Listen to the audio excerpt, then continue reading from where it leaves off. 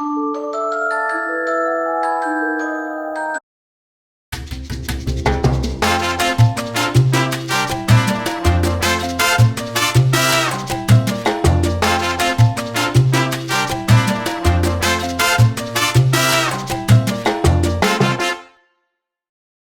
guys, welcome back to my channel and welcome to today's episode. So today I'm going to be sharing with you my Halloween DIYs. Now when you DIY, it's kind of like a trial and error kind of thing. You might not succeed the first time, but it's okay because you can definitely learn from your mistakes or the mistakes that you may have done and do them differently next time. I'm pretty happy with the way that my props came out, but I did make a few mistakes and I do want to do better next time. Okay, so the first one is going to be the giant spiders. Last year, I wanted to make a giant spider and put it on a roof, but I came across the idea on Pinterest a little too late last year. I think it was like during the last week. I didn't try because I didn't think that it was worth it just the last week of Halloween. The first thing that I did was use 2 black bags and newspaper to stuff the bags. So one is going to be the body and the other one's going to be the head. So for the body, obviously it's larger, so I stuffed more newspaper and I think I put a few coffee cartons inside to make it a little heavy, like obviously empty cartons, but I put a few in them to make it a little bit heavier so that the body wouldn't fly off. And I kind of just shaped, like pulled the bag under like the corners, the edges, the sides, pulled them down or underneath the body to give it the desired look, and just taped the bottom so that it would stay put. Same thing for the head, except that I used a ball and then just added a little bit more newspaper to make it a little bit bigger. Once I was happy with the way that the head and the body looked, I actually pulled both ends of the body and the head and tied them from underneath, because I wasn't picky about underneath because you're not going to be able to see that anyways. So once I did that, I decided to add something extra to the face. I had this black furry cord, or I don't know what it's called, so I decided to use that around the face because I felt like it needed something extra. So what I did was just hot glue it around and then leave the ends at the bottom, tie them together, and I actually decided to use for the mouth. And for the eyes, I cut out circles using my Cricut. You can definitely do them by hand. I've seen people use like even red pom-poms on them, which is pretty cool. I think I want to do that next year. So in order for the mouth to stick up, I used a piece of wire. I just bent it into and then hot glued the furry cord around it to stay. Now for the legs, we used black foam noodles. You can definitely use pool noodles. I've seen people use that. You can spray paint them. You can wrap them in fabric. My husband was able to get me some black foam noodles from work. They use for irrigation, I think. They're already cut open all the way and they have a sticky part so you can seal them together, which worked well for me because I needed to have it open, or the leg open, so that I can insert a wire in the knee part. I guess not the knee part, but the part where I wanted the leg to bend. So I folded this wire into like a V and then insert it where I wanted the leg to bend in, and then just closed it off, and that actually helped the leg stay still and bent in place.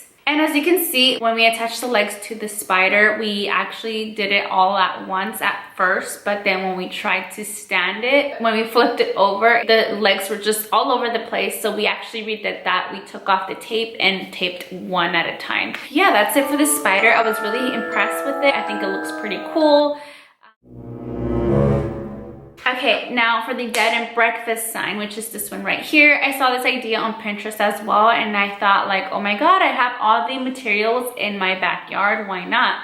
So the only thing that I bought was this right here, which I'll talk about in a minute. What I think that you need to do first is actually decide on your main pole and the arm. You need to know how high or how tall you want the sign to be. Once you pick your size of pole, you're gonna nail 4 2x4s to the bottom of this pole, to each side of this pole that helps the sign not tip over. Make sure that this is not longer than the 2x4s on the bottom that are helping this stand, because if it is, it might be too heavy and it'll tip over. When I was picking my posts and the arm, I wasn't too picky about it. I didn't want it to be perfect. I wanted them to be beaten up because it's supposed to be like a old haunted hotel or place or house. So you want to make it look dingy and beaten up and, you know, it gives it that scary effect. So that is why it was easy for me to find something. So all I did was just paint it roughly. I wasn't trying to paint it like nicely. I wanted to do rough brush strokes so that it would look, like I said, like old paint, like it's been there for years. Now for the sign, I actually got this one at Target dollar spot, which is pretty good. This was $5 and it's really big. You can find these at Walmart, Hobby Lobby, Michael's, Joann's. They have these kinds of wood plaques that are ready for DIYing. So all I did was measure this space right here because it has like a little wood part right here on the bottom and the top. So this is the only space I have to put my writing in. So I actually just measured this right here so that I would be able to cut it at the right size on my computer or for my Cricut. I actually searched online for a spooky font and I found this one that I love so much. I think it's the Transylvania movie font and I liked it, so I downloaded it and used it into my Cricut. I actually cut it into a stencil and then stuck it onto the plaque. I weeded out the letters and then just paint. Let me tell you that the Cricut stencil sucks. I don't know if it's just me or if it just really sucks because it was really tedious to work with. It didn't stick very well, and then that is why a few of the letters bled through when I painted, and I was upset about that because I actually wanted this to look really nice. But you know what, I decided not to be too upset about it and just use it. I try to make myself think positive about it, like, okay, it's meant to look old and it's not supposed to be perfect. It's Halloween. My husband drilled 2 holes or drilled a hole in each corner so that I was able to hang it. I used this rope cord or string that I had in my craft drawer as well. Inserted into the hole, tied a knot, and then just wrapped the other end around the arm, which I actually liked. I think that this made it look, like I said, old. The picture that I had seen on Pinterest had a chain, and I didn't have a chain to add to that, which I guess maybe would have looked more official, but that's okay. I was pretty happy with this one. I also wanted to add some crows to the sign because I felt like that would look even creepier. Luckily for me, I found these little ceramic birds at the Target dollar spot as well. They were $1 each and they came with a little paint already, and I just painted them black and hot glued them onto the sign, and I think it looks creepy. It looks cute. I actually really love it. It looks like baby crows, and I'm really happy with the way that this came out.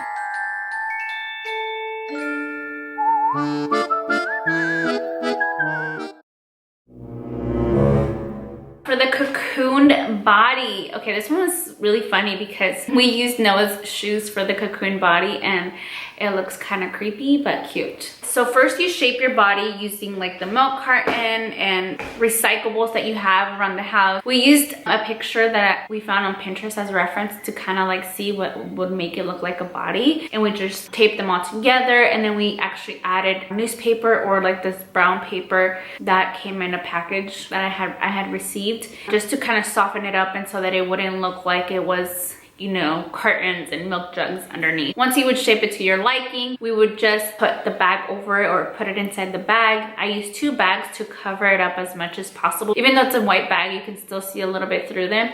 And I wanted it to look like if it was covered in a web. The easiest and cheapest way is to use the white plastic bags first to cover the body, and then you can add the spider web around it after you're finished to give it like the more realistic look. If you want it to look a little bit more realistic, I would attach some shoes. You can attach kids' shoes, any shoes that you would like, at the end of it because it will look like there is a body inside. What I did was cut up a wire, shape it into an L, and insert one end into the shoe, stuff it with newspaper so that it would hold the wire in and it wouldn't fall out. And then the other end, I cut it a little shorter and just stuck it to the rest of the body from the inside. Then after that, I just taped around, make sure it was secured, shaped the feet or like move the feet around or the shoes. I don't want them to be too far apart because this is supposed to be a body that's been cocooned. And this is the way that it turned out. I actually thought it was so funny to hang it right underneath where the spider would be.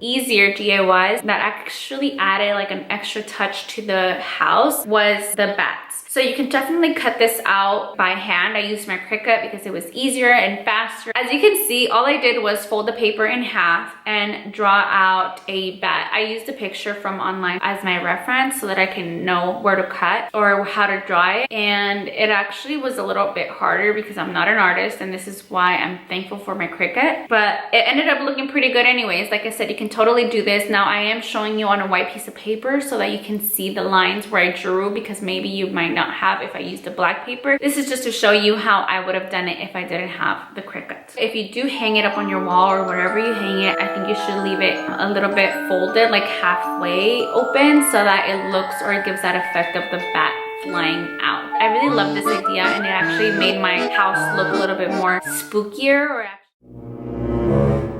this is only if you have a Cricut or any kind of cutting machine, or if you're that talented in drawing something out and cutting it out yourself, then by all means go ahead. But this is something that I feel like it is one of the easiest, and it gives like that extra touch to your house without even spending hundreds of dollars on something that you would normally pay for something like this. So I saw this also on Pinterest. All I did was search on Google for a transparent witch PNG, and I downloaded it onto my computer and then downloaded it onto my Cricut and cut it out. I actually cut 2 of them, glued them together to make it a little bit more stiffer, and then you just glue a stick or tape a stick to the back of it so that you're able to push into the ground so that it stands. And all you need is a flashlight, or if you have like one of those spotlights that you put in your yard, work for you to reflect on your witch, that would work perfect. I don't have one, so I'm using a flashlight, and it actually gives that illusion of a witch being around the corner, just hanging out. All you can see is her shadow, which is pretty cool because a lot of times projectors are really expensive. Sometimes they're not that great and they're not realistic. So I feel like this is one of my cheapest DIYs that I've ever done, and one of my favorites. I hope that you guys enjoyed this video. I hope that you found this helpful, and maybe this inspired you to make something, because it was really fun, and I actually love the way that my house turned out, and it looks really cool outside. And thank you so much for watching. Bye!